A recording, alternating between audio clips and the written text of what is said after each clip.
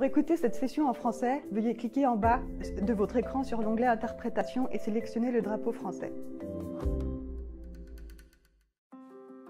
Hello, bonjour. Barry Saleho. On behalf of ICLEI Africa, the African Center for Cities, Our Future Cities, Red Cross Crescent Climate Center, and partners, we're excited to welcome all of you to the Rise Africa 2022 Action Festival.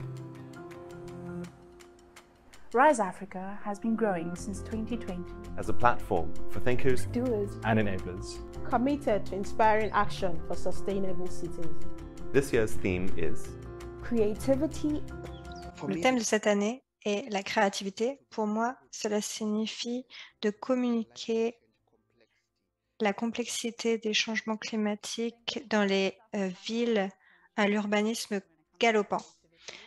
En Afrique, nous avons un socle solide de créativité et une attention aux détails. Il y a tellement de personnes dans le continent africain qui sont créatifs dans leur manière d'aborder les défis. La créativité en Afrique, c'est accepter nos savoirs autochtones et créer de nouvelles choses. Il s'agit de redonner le pouvoir aux jeunes, aux groupes sur un continent où la population est majoritairement jeune. C'est une approche qui réunit tout le monde. Ce n'est pas forcément quelqu'un de haut placé qui est en dehors de la société. Ce que la prise en main signifie pour moi, c'est le changement de la base vers le haut. L'importance de l'urgence, c'est de reconnaître ce que nous devons parcourir et nous devons construire des villes plus productives et plus résilientes. Nous devons reconcevoir et désapprendre. 35 sessions de 135 provocateurs d'Afrique et du monde. Chaque session a pour ambition de présenter de nouvelles idées, lancer de nouvelles actions et des initiatives pour réunir les participants. Nous espérons que le festival vous inspirera et tout d'abord, nous vous invitons à partager l'expérience de votre entrepreneuriat. Relâchez votre potentiel. Rise Africa, c'est la traduction des idées en action. Dans quelles actions allez-vous vous engager au cours de ce festival? Avant que la session ne commence, sachez que vous êtes enregistré. En participant, vous acceptez d'être enregistré. Tous les enregistrements seront disponibles sur la page du programme à la fin du festival. La créativité est vitale pour l'avenir de nos villes. Nous vous invitons donc à entrer cette session dans un esprit de créativité et d'imagination.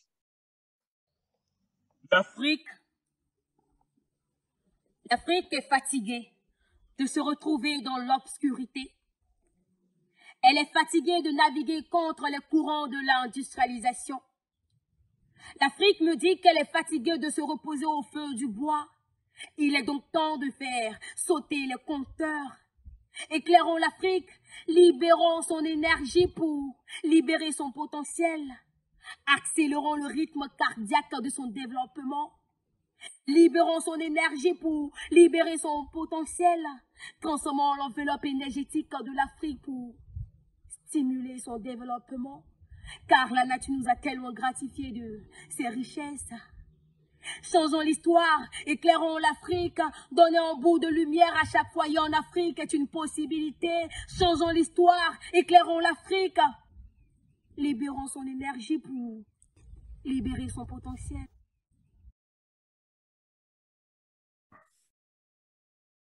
Good afternoon, everyone. My name is Ed Kapitesa. Bonjour à toutes et à tous, je m'appelle Ed Kapitesa. Je suis l'un des deux modérateurs de cette session. Je travaille à l'Université du Cap. Nous avons co-organisé cette session dans notre studio, mais nous y reviendrons un peu plus tard. Aujourd'hui, ce que nous souhaitions faire, c'était de lancer cette session en demandant dans le chat à tous les participants et participantes de nous dire quel est votre nom, quelle est l'organisation avec laquelle vous travaillez, à quel poste et dans quel pays vous officiez. Ce serait formidable Et j'aimerais également vous remercier. Merci de prendre ce temps. Merci de nous rejoindre cet après-midi. Comme je l'ai dit, ou comme je vais le dire dans quelques instants, il s'agit du début d'un projet de 2 ans, un partenariat entre le studio Urban Futures et ACC. Dans le cadre de ce partenariat, nous espérons également être rejoints par différents collègues dans les semaines à venir. Je travaille avec Martin Heyer, Edgar Peterson, et donc vous entendrez ces différents orateurs, les orateurs que vous voyez à l'écran au cours de la matinée. Je vous demande également de garder votre téléphone non loin, pas parce que je veux que vous vérifiez vos tweets ou votre Instagram, mais parce qu'on veut que vous utilisiez certains outils en ligne pour que vous interagissiez avec nous autant que possible au cours de la prochaine heure et demie que nous passerons ensemble. Vous le verrez, donc vous avez différents hashtags pour les réseaux sociaux. Donc, si vous vous sentez inspiré, si vous avez été ému par cette session, n'hésitez pas à commenter sur les différentes plateformes et les réseaux sociaux en les utilisant. Ces hashtags. Comme je l'ai dit, j'aimerais partager quelques mots avec vous sur le partenariat entre ACC et le Urban Future Studio. En fait, c'est une tentative, en fait, une opportunité incroyable de réfléchir, de prendre le temps de réfléchir à des questions tout à fait spécifiques. Et on s'est rendu compte que Rise Africa allait se dérouler au même moment que nous commencions la conceptualisation de notre projet. Et donc, nous y avons vu une incroyable opportunité. Avant de définir ce que nous allions faire, nous pouvions avoir l'opportunité d'entendre, de collecter les réactions, les impressions grâce aux leaders qui vont prendre la parole pour que cela alimente nos priorités. Donc, on va essayer de combiner les différentes réactions, les différents commentaires des 4 orateurs avec différents exercices. On va essayer de s'inspirer de vos idées. Aujourd'hui, nous allons essayer de comprendre comment on peut combler le fossé entre cette croissance urbaine rapide et le statut actuel des villes et l'émergence ces 10 dernières années de politiques et d'accords politiques qui reconnaissent que nous devons impérativement gérer l'un des défis les plus importants et les plus urgents de notre continent, à savoir un développement économique qui va demander de la main-d'œuvre, mais en même temps une forme de développement qui doit se faire dans le cadre des contraintes environnementales. Il doit y avoir un développement qui gère à la fois les incroyables inégalités qu'on voit à travers les différentes couches de la société africaine. Et nous pensons que nous devons explorer le rôle des villes africaines et tout particulièrement l'investissement dans les infrastructures pour catalyser ou pour répondre à ces questions. Et il faut avoir ce débat au niveau africain, mais également au niveau international, mais ça veut dire qu'on doit se poser les questions suivantes. Comment ça ressemble à quoi un développement dans les infrastructures durables? Comment est-ce qu'on peut trouver des alternatives grâce à l'innovation, etc., pour alimenter ces questions?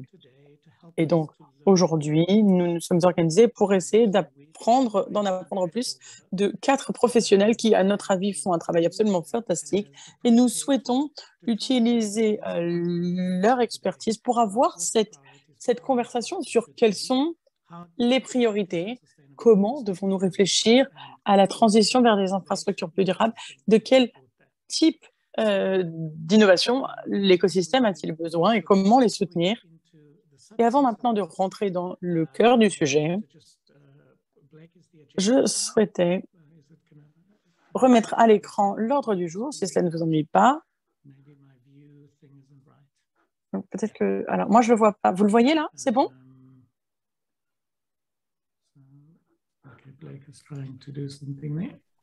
Donc, on va essayer. Blake, are you sharing the agenda? Otherwise, I'll just go through it. Yeah, there we go. Oui, alors là, vous voyez l'ordre du jour, n'est-ce pas? Alors peut-être qu'on peut éviter de le mettre en plein écran, si c'est possible. Je ne sais pas si je suis le seul, mais après, du coup, je ne vois plus les diapos. Je ne vois pas, mais peut-être que c'est que moi. Hein. Je ne sais pas, bref. Donc, non, c'est bien, laissez-le. C'est bon, maintenant, je vois bien. On va le remettre.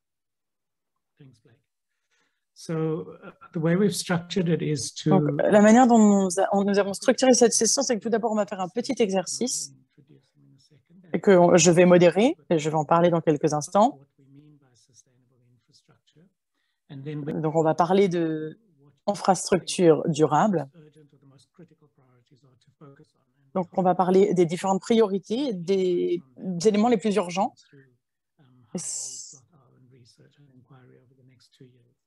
Et donc, je pense que ça va vraiment alimenter nos études dans les années à venir.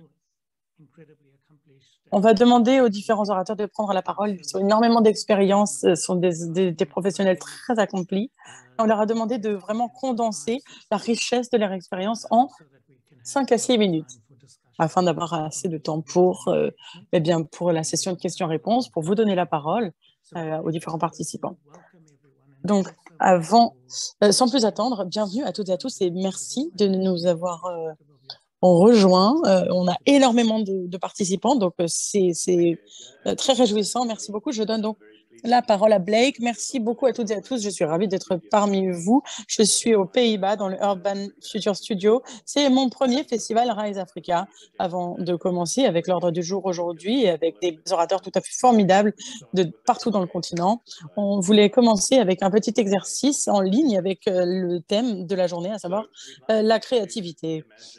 On voudrait que vous imaginiez l'avenir de vos villes, que ce soit une ville africaine dans laquelle vous vivez ou que vous connaissez bien.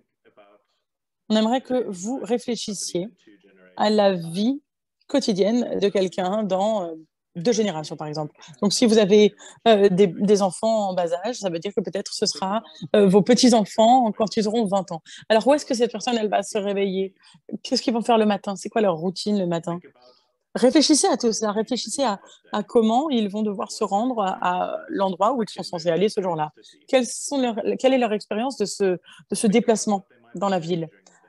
Qu'est-ce qu'ils vont faire au cours de cette journée? Les gens avec lesquels ils vont interagir.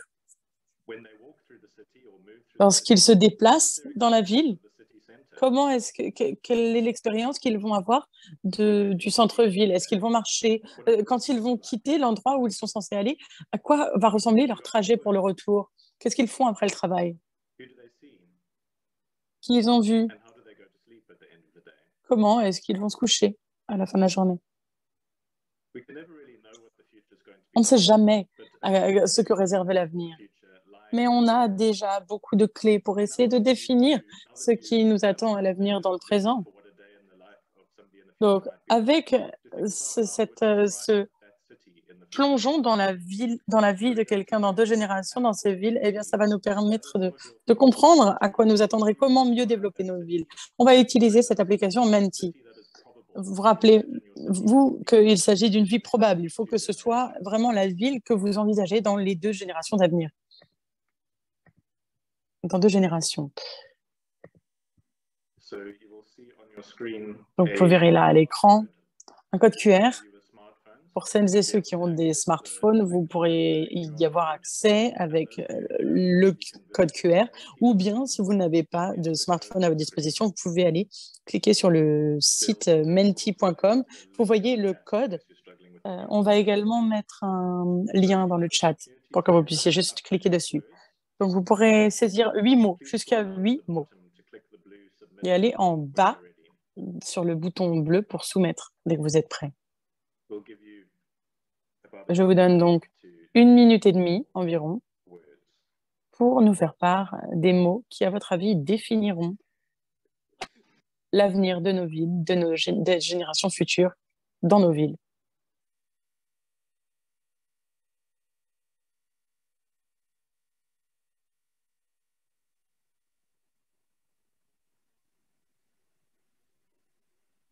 Rappelez-vous, hein, ce sont des mots qui décriront ce à quoi ressembleront vos villes dans 2 générations. Ce sont les mots que nous attendons de vous.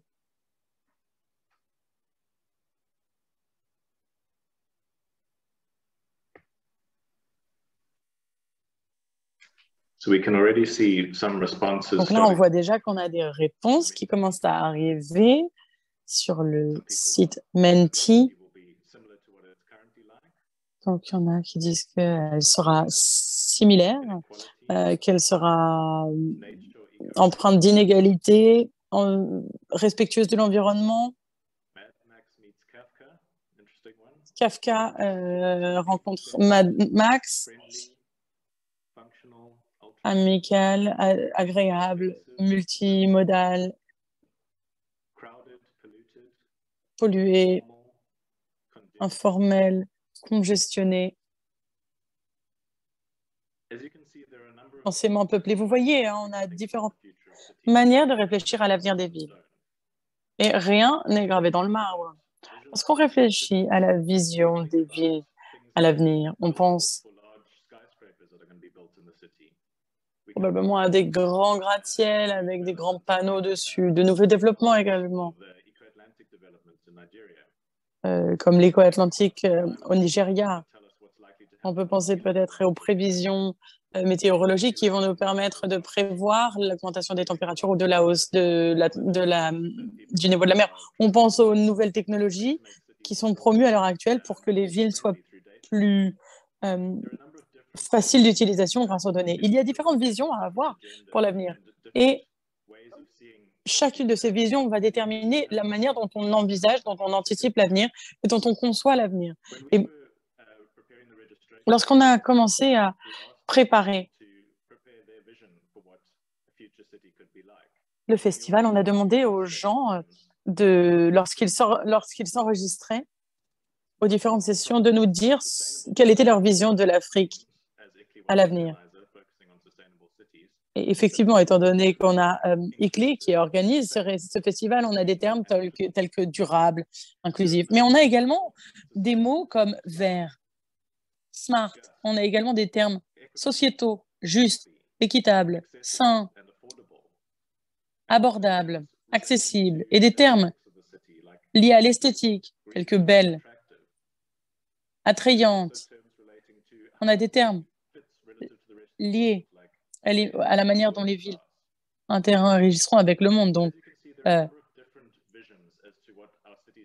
de classe mondiale. Donc vous voyez, il y a différentes visions qu'on peut avoir et adopter des villes. De manière générale, lorsqu'on parle de l'avenir des villes, on a une perspective positive et on a un rôle à jouer pour avoir un impact sur cet avenir. Dans ce projet dont j'ai parlé un peu plus tôt, nous voulons trouver la manière de combler les fossés entre les visions négatives de ce à quoi ressembleraient nos villes à l'avenir et comment on peut créer ces espaces plus verts, plus résilients, ces villes plus résilientes, plus vertes. Nous pensons que pour ce faire, l'infrastructure est essentielle pour opérer ces changements. Et nous allons voir quel est notre rôle pour avoir des villes plus durables et comment les infrastructures peuvent aider. Eka, je vous donne la parole. Merci. On va donc montrer la diapo. Merci. Blake, ce nuage, il était fait en temps réel? Moi, j'ai dit des mots assez pessimistes et j'ai l'impression que j'ai vu que des mots très positifs. Alors, peut-être qu'ils ont été mis tout en bas, les miens. Mais en tout cas, vous connaissez tous hein, l'histoire. La population va augmenter. On va passer à 3,5 millions de population urbaine entre 2020 et 2050. Et l'Asie et l'Afrique vont devoir opérer une transition. Et de manière générale, les agences de développement sont toujours ravies lorsqu'il y a de l'urbanisation parce que ça a tendance à être associé de manière générale à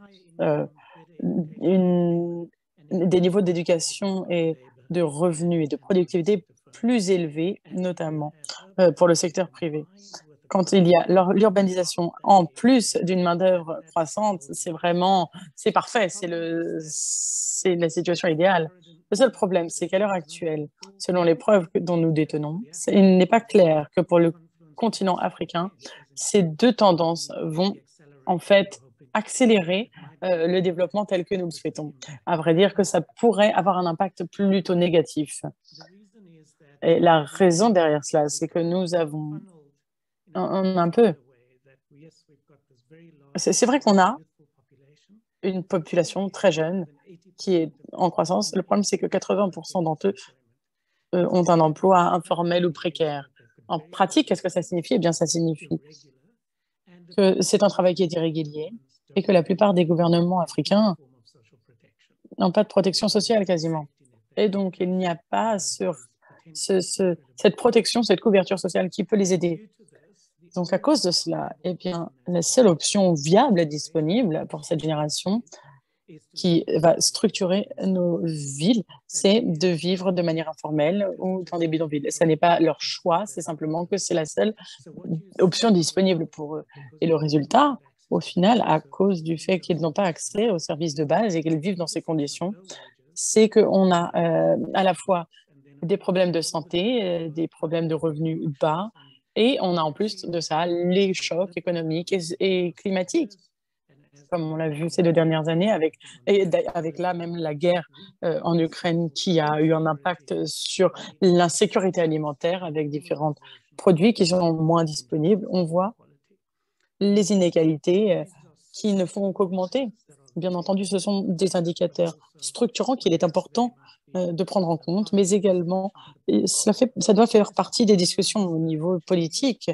Si on parle des défis à l'heure actuelle, la plupart des politiques mises en place et des investissements dans les zones urbaines ont tendance à se concentrer principalement sur les 20%, sur 20% de la population urbaine, et ils priorisent la mobilité et les services dans cette classe, dans cette catégorie. En plus de cela, on a tendance à criminaliser les travailleurs informels.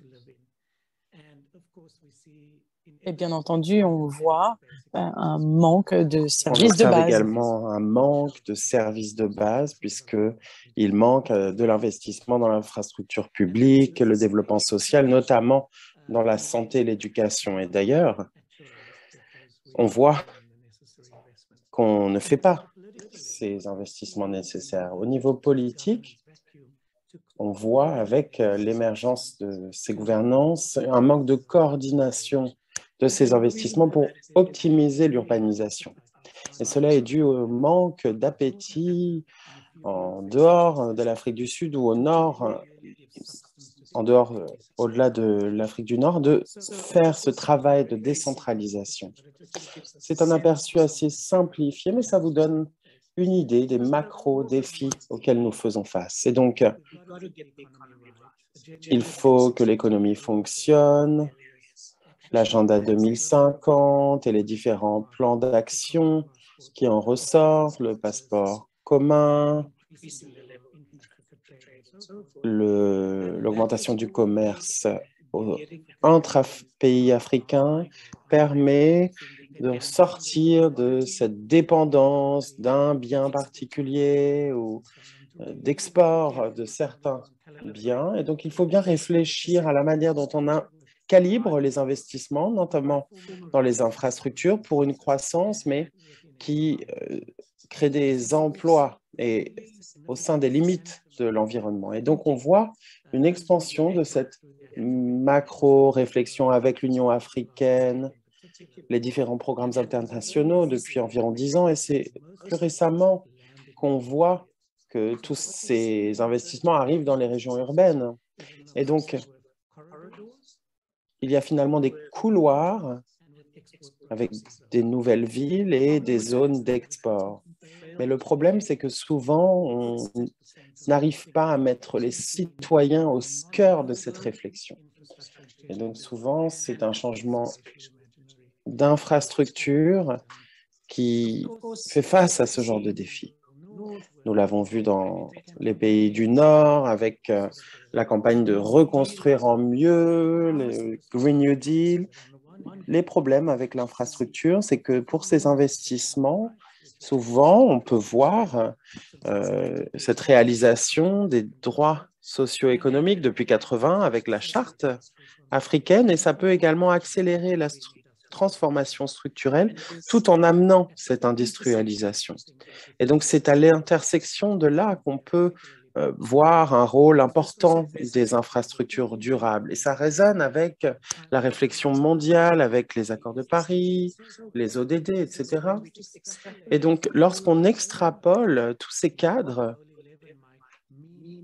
pour voir le sens de chaque niveau pour les différents domaines de réforme politique, cela doit se faire de manière interactive. Et voilà un peu le genre de choses dont on parle. Infrastructure durable, l'agenda de la construction verte. Et ces deux aspects ne peuvent pas se réaliser sans des réformes radicales de zonage, de planification urbaine et des réglementations. Et on en parlera un autre jour, mais cela va également dans le sens de cette réflexion, à savoir qu'il faut qu'on se concentre sur cette manière de repenser le paradigme de la propriété. D'un point de vue philosophique, c'est la norme dominante pour le moment, mais elle structure les économies et il faut prendre cette perspective des services, des écosystèmes de services et qu'on réfléchisse de manière tout à fait différente à ces systèmes de propriété en prenant en compte ces contraintes pour les redéfinir.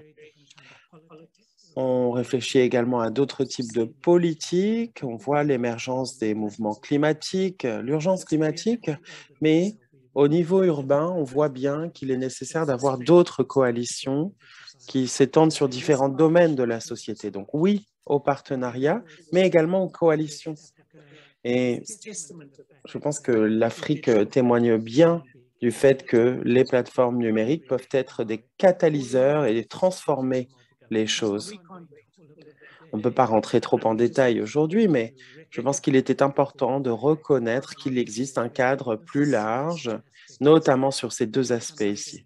Et dans une certaine mesure, il faut travailler sur cette construction dans ce contexte où l'innovation peut émerger. Et donc, nous nous basons sur le travail que nous avons commencé il y a quelques années. En 2020, nous avons organisé des webinaires qui s'appelaient Reframe, recadrer. Et il y a vraiment cette idée d'infrastructure durable. Et on a essayé de faire ressortir une définition très claire. C'est la suivante. Les infrastructures sont définies comme les choses qui fabriquent un pays, une ville et les font fonctionner de manière optimale. Il inclut les systèmes opérationnels, les équipements, l'énergie, le mouvement de personnes, les biens, les données, les services.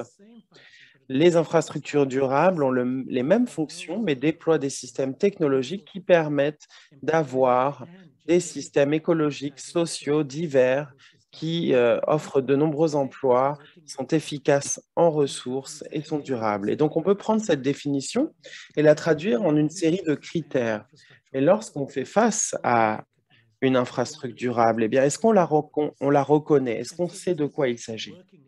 Et voici donc une liste de travail. Elle n'est pas exhaustive, mais c'est comme un seuil minimum pour des choses logiques dans les spécificités du contexte africain. Bas carbone, bien sûr, efficacité des matériaux, nécessite beaucoup d'emplois, génère de l'emploi. Et ça, c'est un peu moins concret, mais c'est tout à fait crucial. La décentralisation et les systèmes distribués avec une valeur que fait circuler ce système, comme je l'ai dit, numérique, bien sûr, et on ne peut pas échapper à la question des inégalités spatiales. Et donc, il faut une justice dans l'utilisation de l'espace. Ça, c'est crucial. Alors, une réflexion potentielle, c'est qu'on peut avoir cette nouvelle économie audacieuse qui se base sur ces idées de circularité et du soin.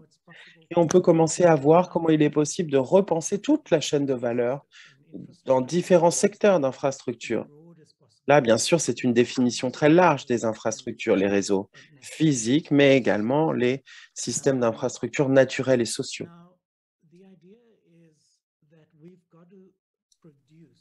Et l'idée, c'est qu'il faut faire cette coproduction, notamment des modèles autochtones avec ces principes génériques. Et donc, nous avons fait cette structuration parce que les personnes qui travaillent dans ce sujet sont très engagées dans le contexte local.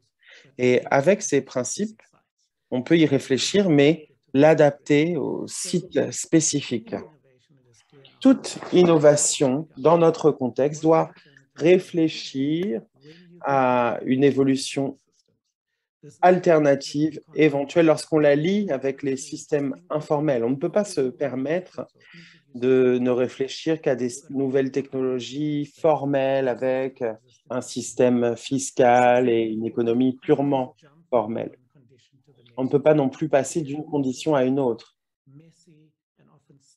Souvent, il s'agit de processus de transition qui sont un peu chaotiques.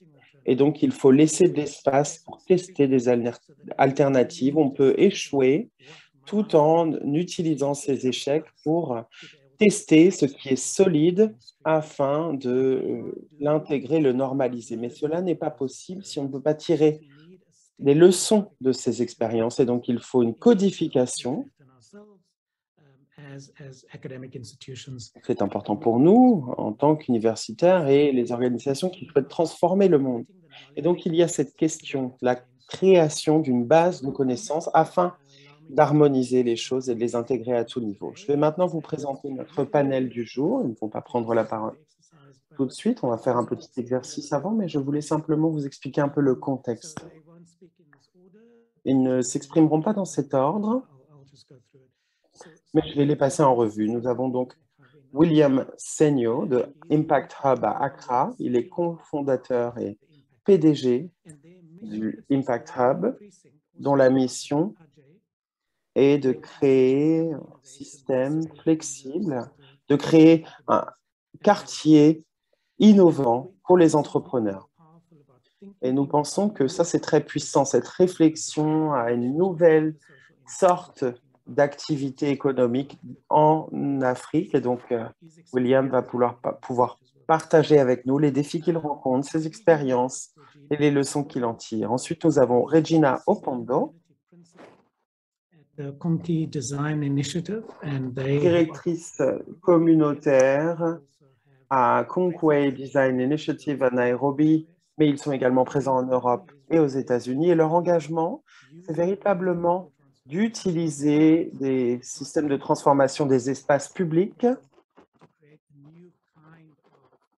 L'interprète s'excuse, il y a beaucoup de sons parasites sur la ligne.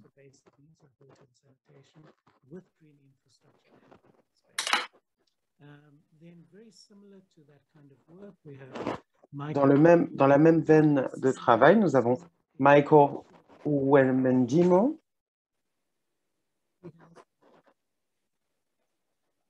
In that context, the overseas was the Human City Project. This is a community-driven media architecture initiative exploring design processes that reach wide communities might gain greater ownership over their representation.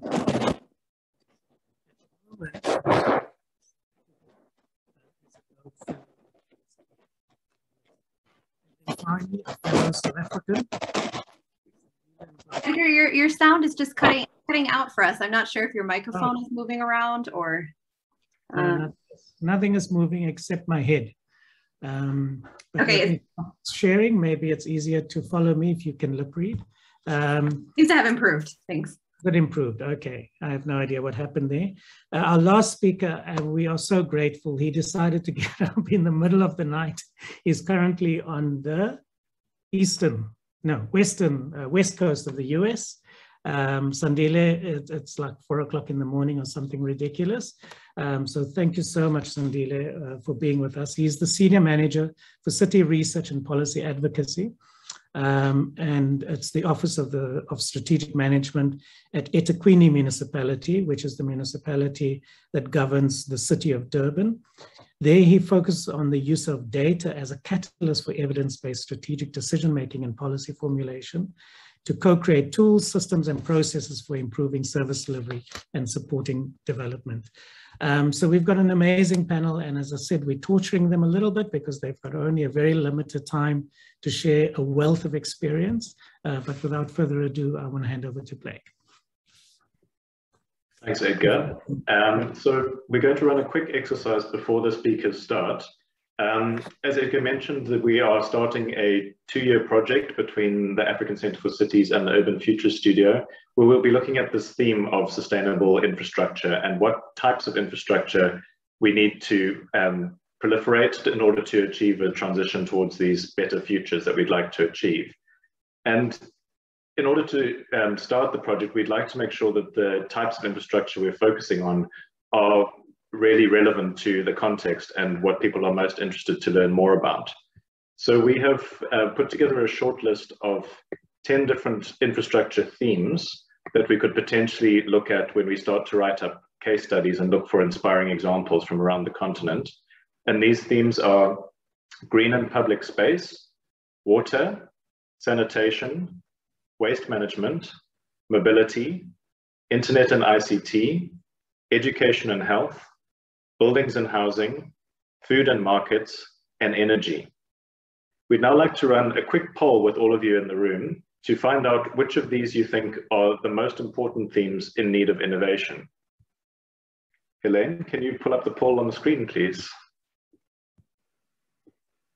So you should all see on your screen a Zoom poll, which would allow you to choose for those themes that you think are the most important. You can choose multiple themes, and we will show the poll results at the end to give an indication of where the greatest interest and priorities would lie from this audience.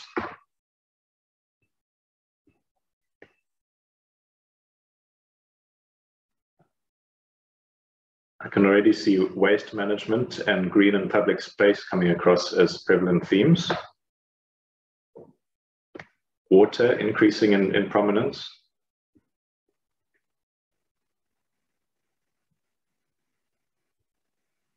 Energy also coming up as a prominent theme.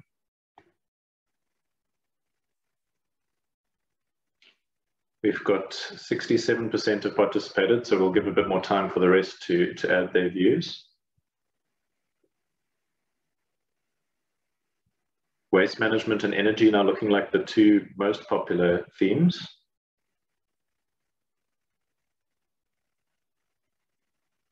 Okay, anybody else? We'll do 5 more seconds and then I'll pull up the poll. Okay, great. We've got 83% participation. So that's fantastic.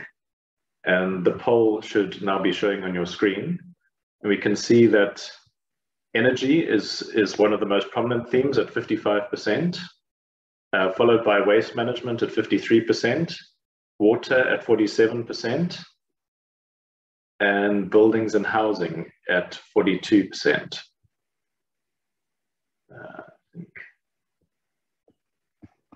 So that's really useful. Thank you very much for sharing your views so that we can orient the research around where the interest lies. So we're hoping over the next few months to start on writing up inspiring case studies from around the continent and to be able to share these back to this audience and others at the next RISE Africa and other events. I'm now going to hand back to Edgar to introduce the speakers. Thanks, Blake. I hope my sound is improved. Not sure what happened. So we're gonna, just to say that when we advertised the event, we were gonna have a 5th speaker, Malika Radojevic from UNDP Innovation. Unfortunately, she had a health emergency this weekend. She's fine, but yeah, she just wasn't able to be with us today. So all of our fantastic panelists have a little bit more airtime once the M-Pesa transaction comes through. But without further ado, let's hear from them. And the order will be, Sandile will kick us off. So we'll kind of start with a fairly macro picture at the metropolitan scale, and then we'll move to Port Harcourt, and then we'll go to Nairobi and end off in, of course, the main hotspot, Accra, with Will. So the floor is yours, Sandile. Thank you, Edgar. This morning in my proximity where I am reminds me of how profound my native language of Zulu is, that we just greet Sawubona. It doesn't matter whether it's in the morning or the afternoon. So I will say Sawubona because if I say very good morning, it's in the afternoon elsewhere. As Edgar has introduced me in this session, Sandile Mbate is my name and I work for eThekwini Municipality.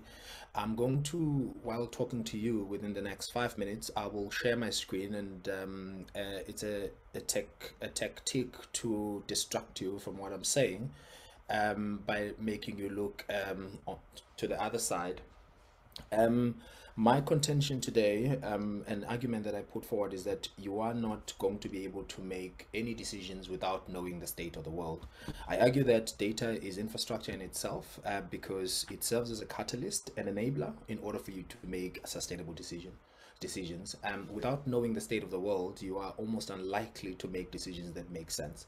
And I know often I am dismissed as a person who's obsessed with data, and colleagues here in the US taught me a saying that in God we trust and everyone brings data. It is not necessarily a perspective I take.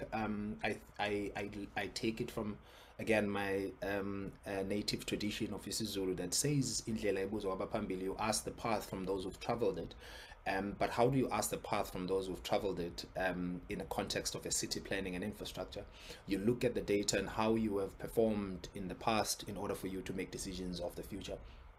The screen that you are seeing, and I'm hoping you see it, you can give me a thumbs up if you see it, thank you so much, is sort of hollowing statistics about what we've gone through the past couple of months, not even a couple of months, in fact it was in May.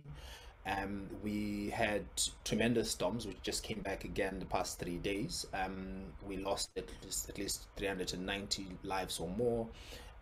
More people are still missing, presumed dead, because they will know there's likely no survivors after a few weeks of flooding.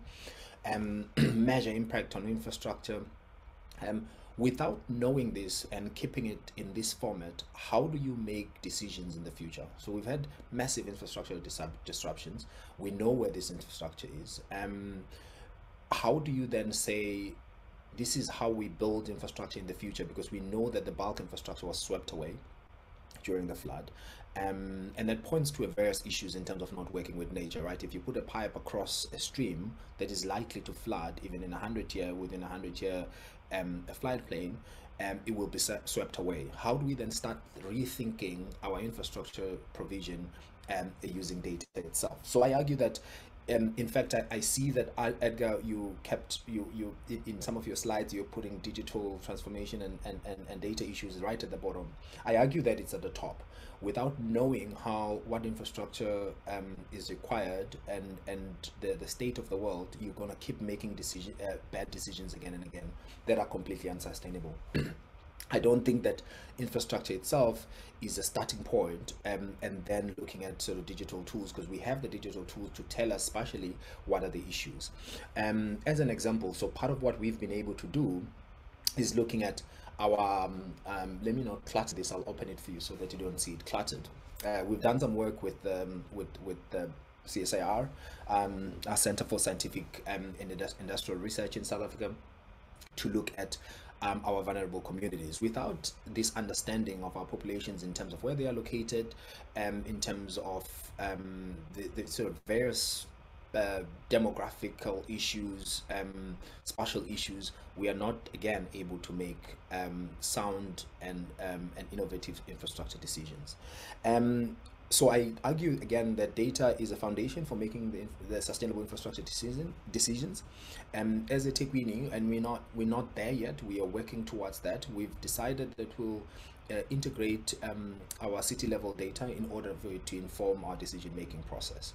Again, we say it's easier to say this, but without a sort of concerted effort to transform government institutions that are by nature designed to fail, in fact designed to be inefficient, and anyone who's worked in any state, in any government, will understand that any government institution is designed not to be sustainable because of the multi-layers of the decision-making process that makes it difficult to even buy a pen. To buy a pen in government, you would rather go and borrow it or beg in the streets than to go through the entire process of purchasing a pen, just as an example. How we then have thought about it at the city level, at the eThekwini level, is saying, how do we then push this inefficient system through? Oh, was it birds? Or someone moved? No, those were real birds for you. It was real birds. Okay, I'm going to wrap up in a few minutes. So the last part that we've argued about before is, how does data give the citizens or communities the understanding of the state of the world, so they could themselves make informed infrastructure decisions on their own. So there's a lot of work that we've done in that regard, and I was hoping to show you more stuff, more fancy stuff that we do, but we're not doing it because it's nice and colorful. We're doing it because it informs how we make decisions. If you talk about mobility, safe mobility, how do you talk about safe mobility without understanding the patterns in terms of, I mean, we've been told to not use accidents, to use car crashes. So we're going to use car crashes to understand how the interaction between humans and pedestrians and roads cause a lot of infrastructure issues, caused a lot of damages. We're not going to be able to make informed infrastructural decisions. So I therefore argue that, Edgar, we put infrastructure, we put data and digital tools on top that then informs us how we make that infrastructure decisions that are nature-based, that tells us about the state of the world. Thank you so much for being patient with me, and thanks to the birds. Thanks, Sandile. That was a great provocation, and to provoke right back. So the idea of putting it at the bottom is to think of it as foundational, right? So you can't kind of do these other things if you don't have that foundation in place. But it's fun to play around with what our spatial associations mean, right? That's interesting that you kind of think that that means it's at the bottom, less, as in less priority. But yeah, but great points. Thank you. That was pretty, yeah, those, they are beautifully done though. So so apart from them being very informative, your infographics are stunning. So without further ado, we'll go straight on to Michael. Hello, let me just share my screen. Good morning and afternoon and evening, perhaps. So I find Sandile's idea of data as infrastructure attractive. It's a short leap from there to story as infrastructure. And I've been concerned with both telling urban stories and cities as narrative spaces for some while. There's a story about the future of cities, which we all know. It's a story about the power of stories, and it's one that storytellers often tell. It goes something like this. Humanity's future is urban, and much of humanity's urban future is the future of African cities. Informality is a dominant mode of African urbanism, and this mode fundamentally perturbs the notion of city-level plannability. The future African city is both deeply informal and demographically and infrastructurally young. By 2050, being a young, disenfranchised slum dweller is going to be the core urban condition. If large groups in our cities are denied security, a sense of urban belonging, a voice and a view in policy and planning processes, then these policies and plans will inevitably fail in ever more violent ways. Conversely, so the story goes, if overlooked communities can make themselves seen and heard, if they can give voice to their vision of a city in which they're recognized and in which they recognize themselves, then they can change the city's plot. Change the plot in both the narrative sense and change the plot in the spatial sense. This is the story that our work in Port Harcourt is predicated on. And here's a 30-second snapshot of infrastructure of narrative production.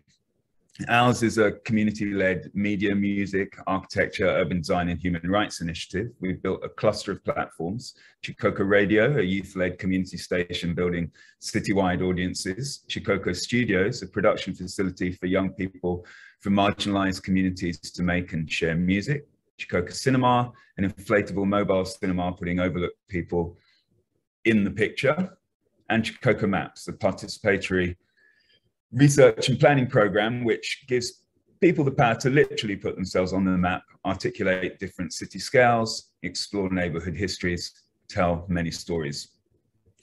As a response to the pandemic, we've developed Viral Times. It's a new online platform of home-based production and an editorial focus exploring the interplay of public health and public space and the ways in which the pandemic has exacerbated pre-existing inequalities and vulnerabilities. We work with hundreds of young women and men from the city's informal settlements so that they can tell their stories on film, on air, and in court, chart their reality on maps, and describe their visions in action plans. And now, perhaps angling towards a more obvious notion of hard infrastructure, we're developing Chikoko Space, an iconic community arts and advocacy space. Here's some images from the first iteration, our Media Shed, solar-powered production studio and community gathering space that's alight at night. We're not just designing a building, we're building a movement. So the story goes. But this is a story about stories that I'm no longer wholly convinced by. Changing the plot in the narrative sense does not necessarily change the plot in the spatial sense. The map is not the territory, notwithstanding the capacity of maps to produce and reproduce territory. Even though from the outset we set out not just to make media, but also media infrastructures and institutions, this representational space is not adequate to the sheer scale of the challenge that we face. And the challenge is that chronic citywide service delivery failures in places like Port Harcourt are unlikely to be successfully addressed through massive and massively costly centralized infrastructures. Port Harcourt is littered with abandoned infrastructures. And yet we want to change the living conditions for hundreds of thousands of people. And we want this to catalyze change for millions more. Our projects describe the narrative that gestures to the city yet to come. Now we want to build it. At what scale can we build to transform a city? À quelle échelle pouvons-nous transformer une ville avec l'effondrement climatique et l'environnement qui ne fait qu'assombrir l'environnement? À quoi ressemblera l'avenir si nous ne transformons pas les villes? Nous devons réimaginer un monde différent, notamment dans la capitale du Nigeria. Moi, j'ai dû commencer à regarder ce qui se faisait sur le terrain, comment les villes étaient construites. 500 000 personnes vivent dans des zones côtières. C'est les zones à croissance la plus rapide. Il y a déjà des associations qui sont trop souvent dévalorisées et qu'on appelle d'ailleurs souvent informelles, mais elles ont la capacité de mobiliser, de gérer, de fabriquer. Et je travaille avec on travaille sur un réseau d'infrastructures avec notamment des associations pour améliorer la solidarité, la gestion. C'est une approche de l'infrastructure qui nous aide à anticiper l'écologie régénérative. Regardons l'électricité, par exemple, dans une ville où le carbone est partout. On a de la chance si on a l'électricité pendant 6 heures par jour. Le réseau n'a pas assez d'intégrité, malheureusement, et la demande est trop énorme. On a des installations solaires sur les toits, mais la mise à l'échelle est trop compliquée. Donc, comment est-ce qu'on arrive à trouver l'équilibre? peut-être des mini-grids, des mini-réseaux qui peuvent être mis en place de manière locale. Et ensuite, on peut mettre ça à l'échelle au niveau de la ville. Dans les villes où l'État ne peut pas offrir l'électricité, les partenariats entre villes peuvent aider. Le but étant de ne pas rendre les choses plus grandes, mais simplement connecter de petites choses. C'est peut-être ça qui est la solution. Peut-être connecter des mini-grids plutôt que d'essayer de créer d'énormes infrastructures. Pour créer un réseau de livraison de services. Ainsi, chaque quartier aurait accès à l'électricité. Ce serait un réseau étendu. Et étendre ce réseau, c'est amplifié par les productions les plateformes de production communautaire. Par exemple, ce bâtiment est à la fois une station radio qui donne de la voix aux communautés. C'est un bâtiment également qui offre de l'ombre et qui génère de l'électricité. Et donc, en fait, avec le fait que ce soit une radio, on peut également raconter cette histoire. Je n'ai pas entendu de petits oiseaux. Je crois qu'ils sont en cage. Les pauvres. Formidable. Eh bien, écoutez, nous allons maintenant passer à la ville de Nairobi. Vous avez la parole. Bienvenue. Merci. Alors, je vais partager mon écran.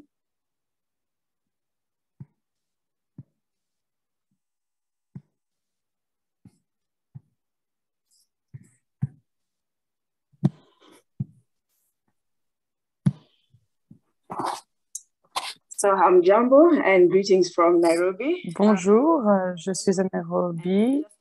Je suis Regina Opondo. Je travaille au sein de l'administration locale. Je travaille avec des gens incroyables, des communautés à Kibera, au Kenya.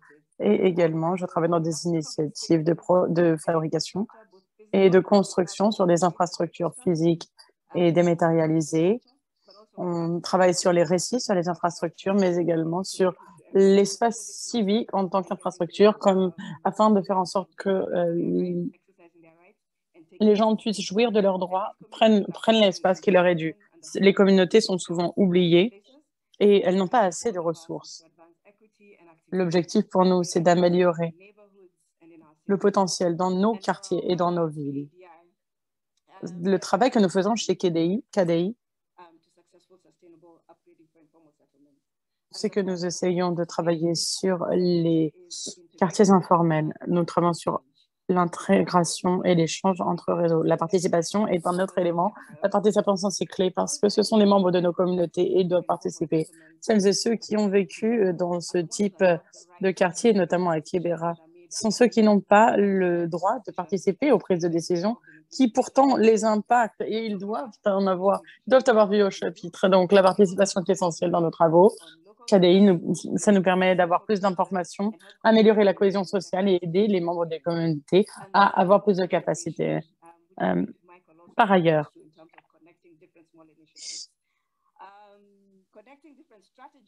connecter différentes stratégies, pas uniquement les initiatives pour créer une intervention multisectorielle. Pour nous, le design, c'est pas assez. C'est pas assez si on veut avoir la transformation qu'on veut avoir. Et en même temps, on le sait, le design peut transformer d'un point de vue les initiatives économiques et sociales. Notre projet, en particulier celui à Kibera, intègre des infrastructures physiques avec des programmes socio-économiques, le but étant que chacun de ces éléments s'alimente les uns et les autres. Il s'agit tout d'abord de connecter les membres des communautés les uns aux autres, avec les agences, avec les gouvernements également, et les autres acteurs. Donc, faire ces liens, créer ces liens, ça devient essentiel. Sinon, on travaille de manière silotée, l'impact est limité et on n'est pas en mesure que ça alimente que ça rayonne sur toute la ville. Donc, la plupart de ces bidonvilles, les gens vivent dans des conditions extrêmement compliquées. Il n'y a pas Et cela nécessite de l'ingéniosité et de l'innovation. Je ne vais pas vous donner les défis, les détails, parce que vous connaissez les défis auxquels sont confrontées ces populations et le fait que c'est difficile de travailler avec ce type d'infrastructure. Mais ce sont également souvent des sites d'innovation et de nouveaux projets. Il y a des choses incroyables qui ressortent de ce type de résidence et de quartier. Donc, Kibera est une ville incroyable qui continue à croître. Donc, ça, c'est à Nairobi il y a quelques années, je crois que c'était en 2006. Et là, il y avait une source d'eau. Elle a été, là, avant, il y avait beaucoup de... Il y avait un barrage et ça a été... Il y a eu une inondation, l'eau a été polluée. Moi, je me souviens, dans les années 90, je pouvais me baigner dans cette eau et maintenant, ce n'est plus le cas. Et les communautés souffrent. Et donc, le fait de travailler avec ces communautés est excellent pour, bien pour les populations, mais également pour nous, parce qu'on a accès direct à leur point de vue.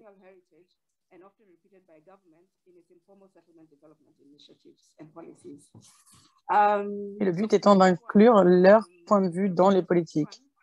Donc, pour ce premier projet, nous avons travaillé avec un groupe, avec une communauté. On a essayé de réfléchir à quels étaient leurs défis, leurs besoins, comment est-ce qu'on pouvait intervenir. Et ce barrage a été un endroit que les communautés voulaient se réapproprier. Ce projet a modélisé la manière dont le design peut améliorer le statut socio-économique, le bien-être, la cohésion des différentes communautés. Donc, vous l'avez vu un peu plus tôt. Donc, c'était vraiment un endroit, une déchetterie à ciel ouvert. Et maintenant, ça a été transformé en ça. Il y a maintenant un parc où les gens peuvent jouir de l'espace. Il y a un petit endroit avec une petite ferme où les gens peuvent faire grandir, faire pousser de la nourriture. Il y a des toilettes. Il y a un site très agréable. Donc, c'est ce premier site sur lequel nous avons travaillé, KPSP01. Et vous voyez, on a beaucoup travaillé sur des projets liés les uns aux autres et tous ces projets quasiment se sont déroulés le long du fleuve. Ça, c'était à Douma, c'est un de nos derniers projets. Le but, là, c'était d'éviter les inondations. Et donc, on a travaillé avec les matériaux locaux qui étaient souvent trop peu utilisés. Et c'était une idée qui a été initiée par les communautés. Donc, ça nous a permis d'éviter ces inondations.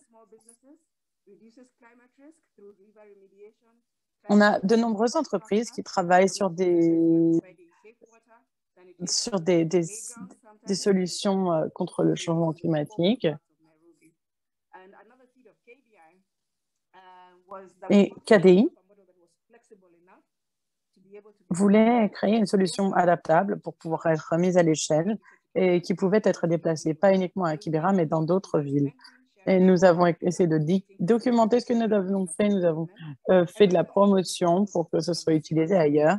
Et nous commençons vraiment à voir les fruits de ces travaux. L'AFD, avec le gouvernement du Kenya, ont lancé une initiative publique. Et lorsqu'on regarde l'appel à proposition, il ressemble trait pour trait à la proposition de KDI.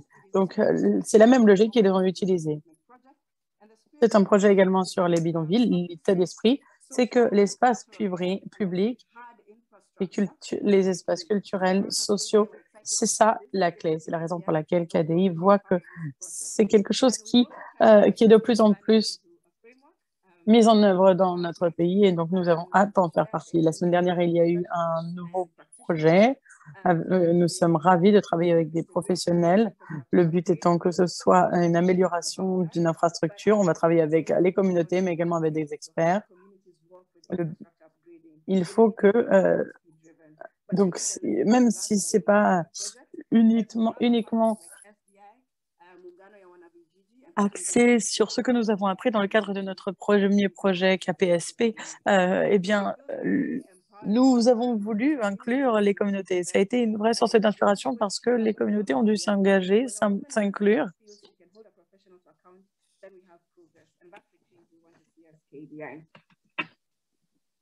So for us, KPSP is the crazy notion that people and communities, especially in informal settlements, know best what their challenges are and have the capacity to make the decisions.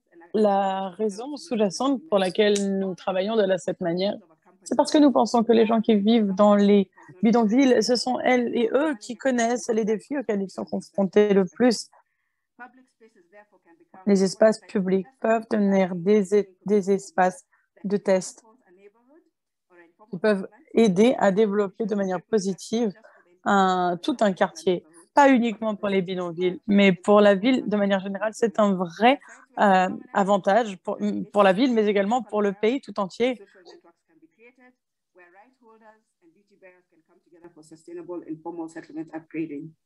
One of the inspirations of the AU agenda,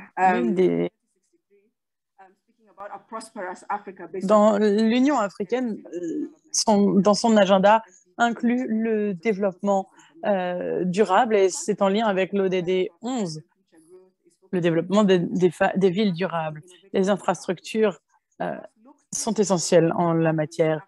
Nous devons protéger l'environnement, nous devons réfléchir aux infrastructures, mais on doit créer la résilience des peuples. On doit avoir des gens également qui puissent utiliser les infrastructures, que ce soit des hommes, des femmes, des enfants, des jeunes, des pauvres, etc. Il faut que tout le monde soit au cœur de ce développement durable. En conclusion, parce que c'est également la semaine de l'Afrique,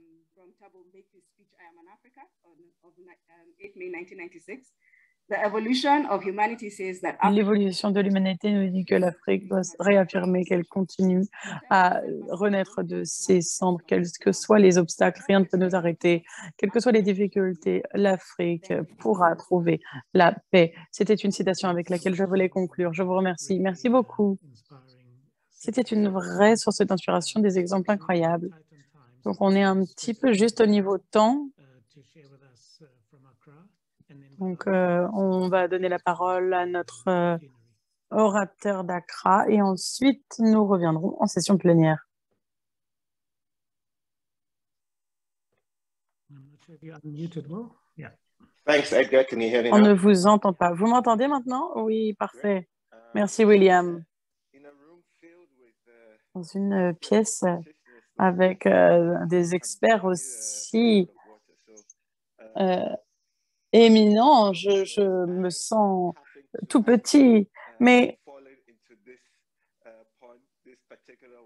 à vrai dire, vous avez parlé de ce petit lac et je suis tombée dedans quand j'étais petit.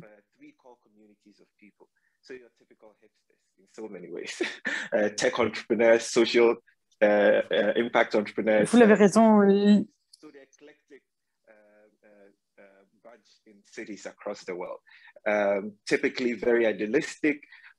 villes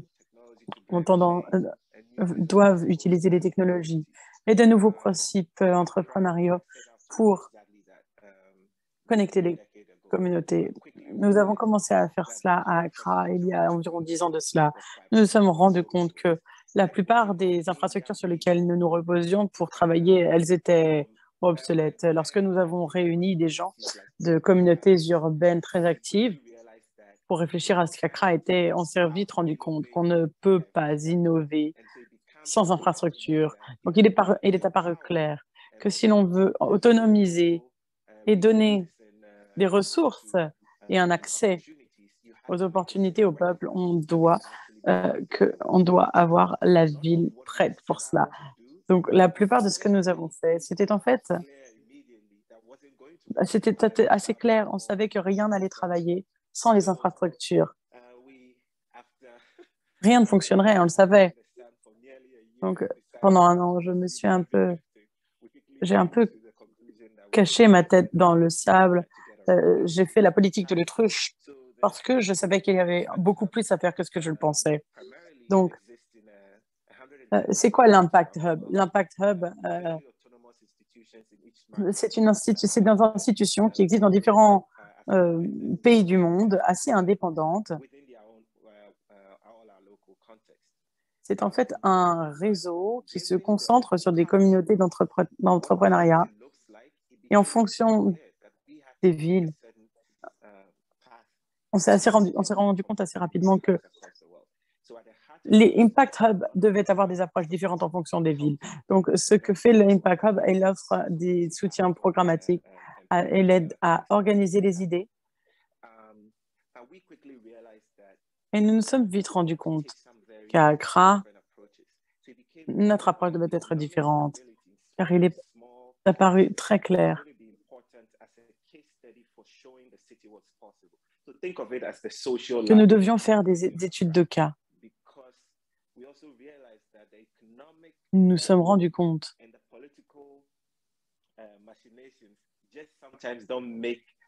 que lorsqu'il y a des décisions qui sont prises, on a tendance à oublier de faire des expérimentations ou des essais à large échelle.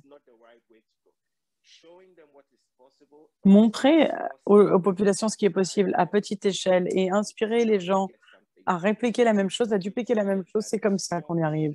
Donc nous avons décidé qu'une petite zone de la ville historique serait le bon endroit pour mettre en place nos projets pilotes. Nous avons notamment utilisé des terres inutilisées, des terres à forte valeur,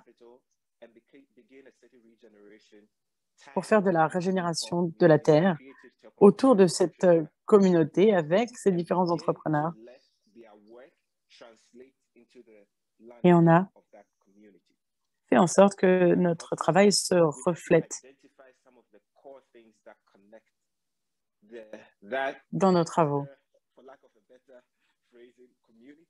On a une vraie diversité de population dans la ville d'Accra. On a des hipsters et on a des gens moins privilégiés.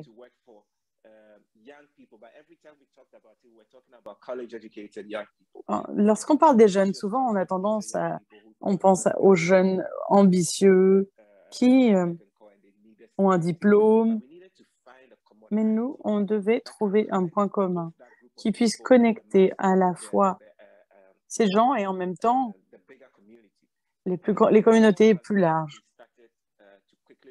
Et nous avons vite réalisé que ce qui devait nous réunir, ce serait la mobilité avec une infrastructure durable. Et on s'est demandé comment ces deux groupes de jeunes extrêmes, donc les hipsters et ceux qui étaient les plus défavorisés, pouvaient travailler ensemble. Comment est-ce qu'on pouvait les réunir? Parce que nous devons créer des ponts entre ces populations. Et donc, nous nous sommes demandé à quoi devait ressembler cette passerelle et nous nous sommes vite rendus compte que c'était la mobilité urbaine qui pouvait nous aider à les connecter. Quelqu'un qui te ramène sur son vélo de la nourriture dans un quartier riche, c'est ça. C'est là qu'on peut créer ces liens. Be not seen as a peripheral, idealistic bunch of people. On ne peut pas être des gens idéalistes qui créent une culture marginale de notre côté, qui ne soit pas en prise avec la réalité. Il y a... Pardonnez-moi.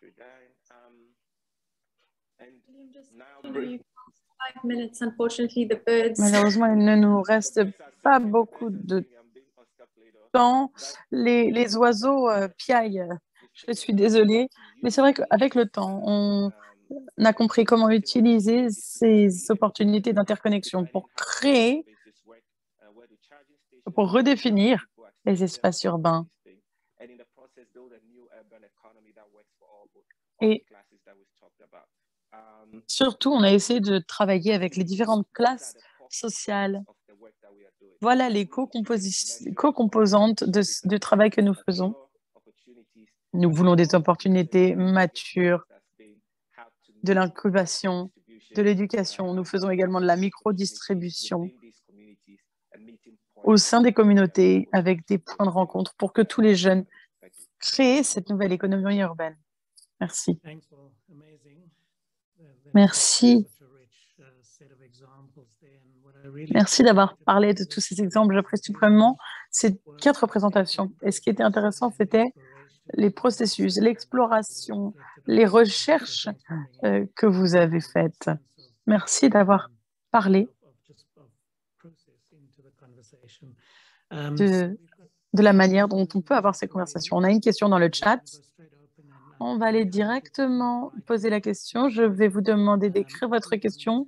Si vous avez des questions, n'hésitez pas. Vous pouvez également lever la main pour prendre la parole à l'oral dans Zoom. J'essaierai de vous retrouver et de vous demander d'allumer votre micro. Sushi Johanna, pardonnez-moi si j'ai mal prononcé votre nom. Sushi Johanna de l'Université d'Utrecht nous dit « Je suis en doctorat à l'Université d'Utrecht. Merci pour ces formidables présentations. J'ai 2 questions. Quel serait un avenir désirable pour l'informalité en Afrique? Est-ce que c'est de devenir plus formel? Et deuxième question, dans quelle mesure les plateformes digitales d'innovation influencent l'économie informelle et ou les institutions en Afrique? Est-ce que ça peut réduire les inégalités également? Who wants to go first? Qui veut commencer? Je pense qu'il faudrait 3 jours de plus de conférences pour répondre à ces questions pour tout le monde. Mais je suis désolée, en plus vous avez parlé de hipster. J'ai l'impression que j'étais un peu visée.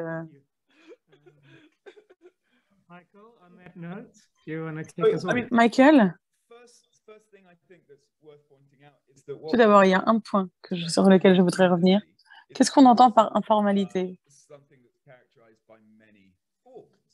C'est bien entendu quelque chose qui est caractérisé par différentes actions. L'informalité, c'est juste quelque chose qui n'est pas normatisé par l'État. Donc, I think what one would want to achieve is a way of increasing the je crois que il faut améliorer l'interopérabilité de ces différentes informalités, améliorer la transparence et les capacités d'interaction entre ces différents secteurs afin qu'il y ait de la communication, des échanges entre les différentes villes et les différents secteurs d'informalité. En s'inspirant des forces de l'informalité, qui est extrêmement... L'informalité est souvent très réactive. Ça nous permet d'expérimenter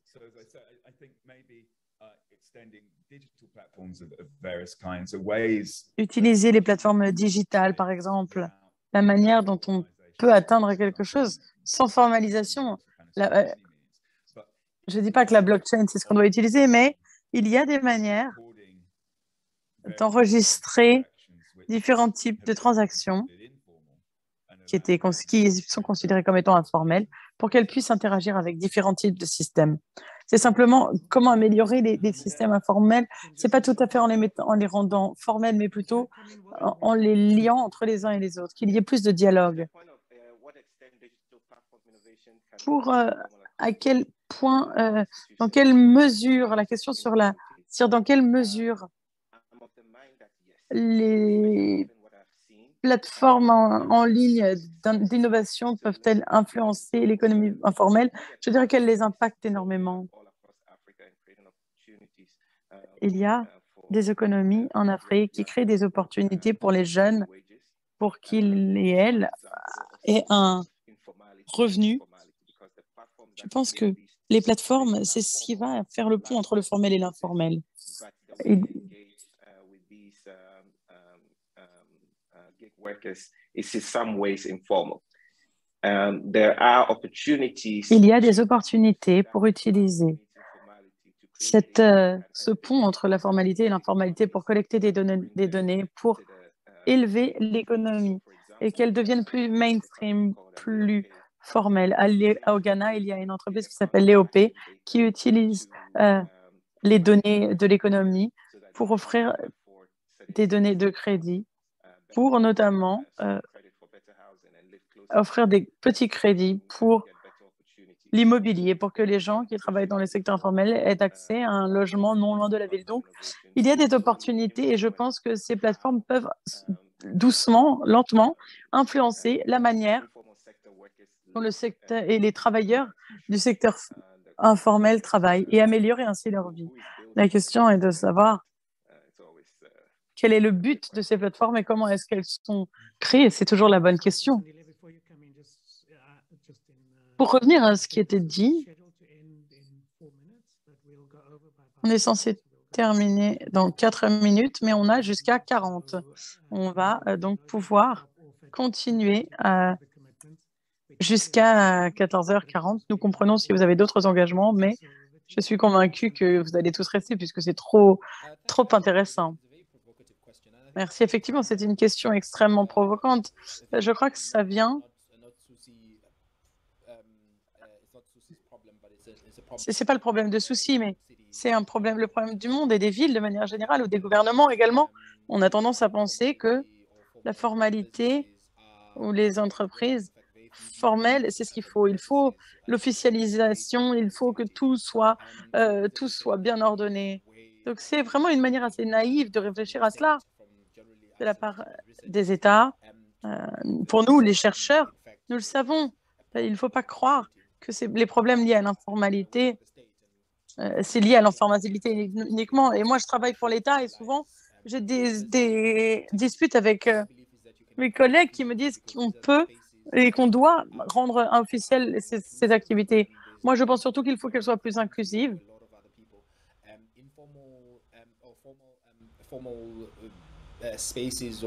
Les espaces informels et les activités économiques informelles, ou plutôt formelles, ont tendance à échouer parce que regardez le taux de chômage. Donc, je crois, pour moi, on crée un environnement favorable. La question, c'est de savoir comment est-ce qu'on améliore l'efficacité des activités informelles. Pas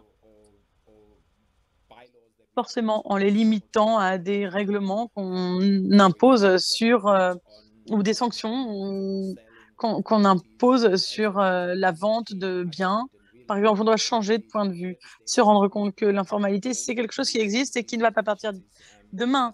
Donc, il faut simplement améliorer leur efficacité, comme mon collègue l'a dit. C'est une question importante, mais je crois qu'on doit changer de point de vue. Mais je suis censée...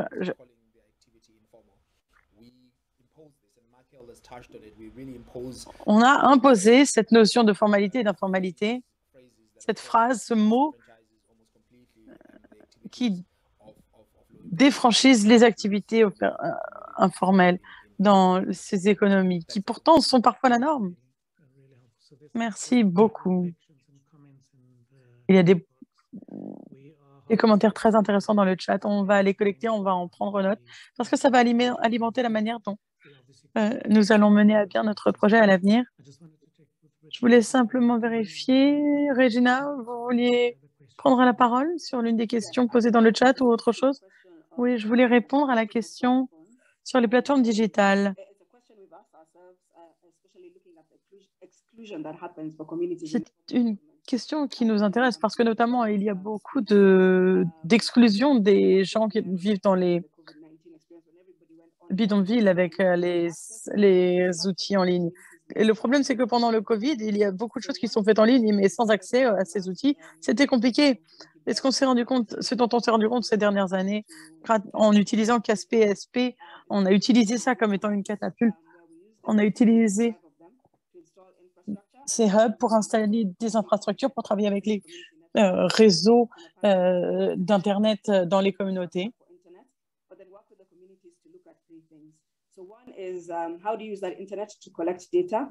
Pour voir comment les données Internet étaient collectées, comment est-ce que les gens... Souvent, il y a des gens, il y a des prestataires de télécommunications qui fournissent des services aux communautés, qui utilisent leurs données, qui les collectent et qui ne reviennent jamais et qui ne leur en font pas de bénéficier. Donc, c'est problématique. Et ensuite, comment est-ce qu'on fait du renforcement des capacités pour les utiliser pour les infrastructures afin que les gens aient accès à des informations, à l'éducation et créer des opportunités socio-économiques. Le gouvernement a également récemment lancé un programme pour l'emploi digitalement. Mais pour cela, pour obtenir ces opportunités, il faut être connecté. Et cela crée à nouveau un fossé pour ces communautés de jeunes qui n'ont pas forcément accès à ces outils. Donc, pour revenir un peu sur cela et partager avec vous cela, je vais vous donner le lien pour le projet pilote dont je parle et vous verrez peut-être combien il est important d'adresser la question de la fracture numérique. Thanks, Regina. Michael, is that a new hand or? Yeah, it's a new hand. Merci, Regina. Michael, vous avez à nouveau levé la main ou c'était tout à l'heure? Non, c'est à nouveau, je viens de lever la main à nouveau. Pour la question de l'échelle, ce que je voulais dire, c'est que tout d'abord, le but, c'est pas effectivement de mettre à l'échelle des programmes et qu'ils soient énormes, non. Le but, c'est de se concentrer sur la manière dont les villes ont déjà été créées. Donc, et ça, c'est quelque chose qui doit se faire au niveau des... On doit commencer quartier par quartier. Et il s'agit d'une capacité de gestion. Les villes ont la capacité de mobiliser, de créer et de gérer.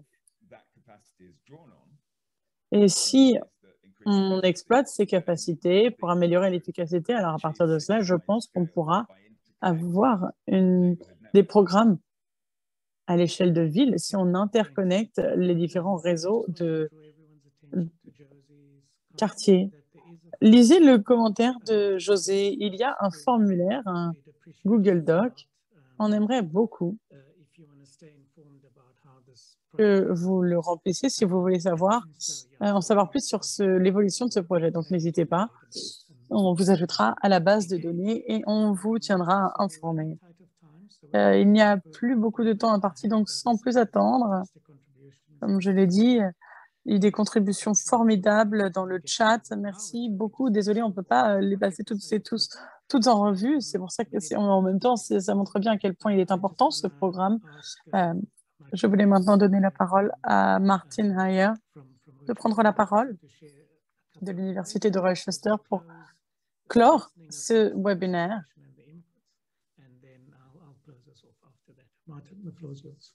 Merci Martin, vous avez la parole.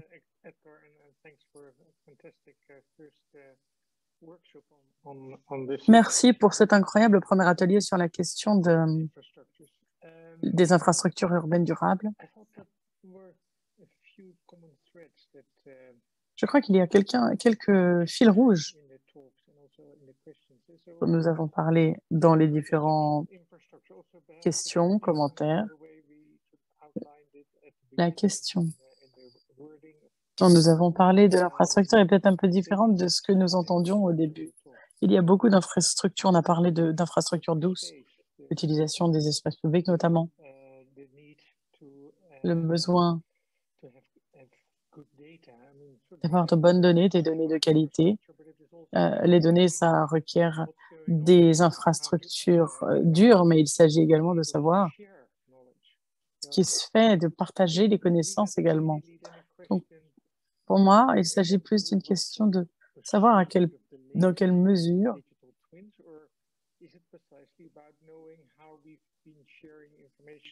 on veut partager les informations.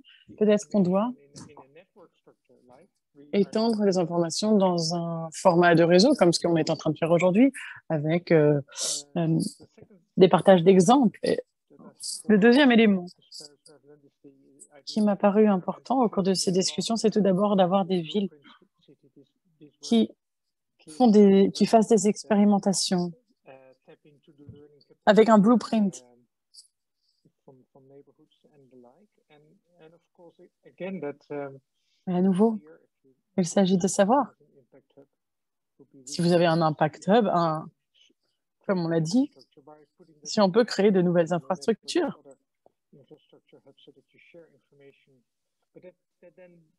Donc, il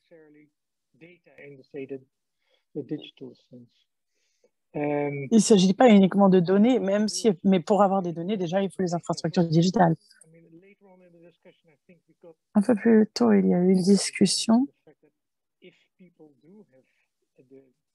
Et si les gens ont les téléphones portables et les ordinateurs qui vont bien pour faire de la génération de données, après, il est parfois difficile d'avoir accès à ces données. Donc, c'est bien d'avoir des outils, mais comment est-ce qu'on saisit ces données dans les différents tableaux? Il y a de très belles idées, mais parfois, on manque de statistiques. Et peut-être qu'il faudrait un système qui viendrait de la base vers le haut.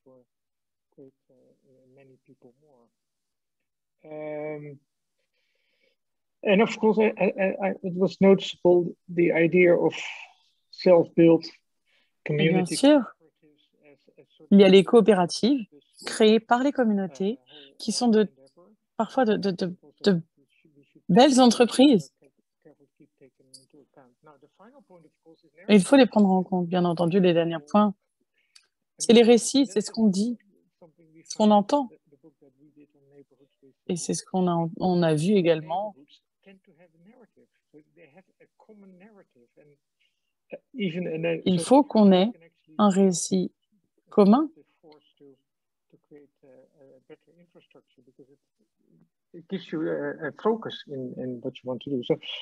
Parce que, en fonction de ce qu'on dit, de ce qu'on entend, c'est ça qui va nous donner nos priorités. Merci beaucoup à toutes et à tous. On a pris de bonnes notes de ce qui a été écrit dans le chat. On va analyser ce que vous nous avez partagé. Merci beaucoup. Merci Martin, j'apprécie vraiment cela. Oui. Je remercie les différents orateurs et oratrices. Merci à l'équipe d'ICLEI. Merci d'avoir géré la technique. Merci également aux 4 orateurs qui ont partagé avec nous leur projet. J'aurais aimé avoir beaucoup plus de temps pour parler des détails et des complexités, des détails de vos programmes. Vous n'allez pas nous échapper pour autant aussi rapidement puisque nous allons revenir vers vous avec les détails. Ça m'a paru intéressant de voir combien vraiment ça résonnait d'un orateur à l'autre. Ça me donne énormément d'espoir. Moi, je suis spécialiste dans la zone urbaine en Afrique et je me rends compte qu'il y a des éléments clés, des fils rouges qui peuvent nous aider à trouver des points positifs à cette expérience panafricaine croissante. Alors, on a beaucoup de participants encore qui sont restés d'ailleurs jusqu'au bout. Merci infiniment pour tous vos commentaires. On les a vus dans le chat, on va les lire. Et je vais m'assurer que Martin les lit également. On va pouvoir comprendre à quoi ressemble le Design Research. Enfin, on va mettre sur notre site internet on va publier 2 posts à pourvoir.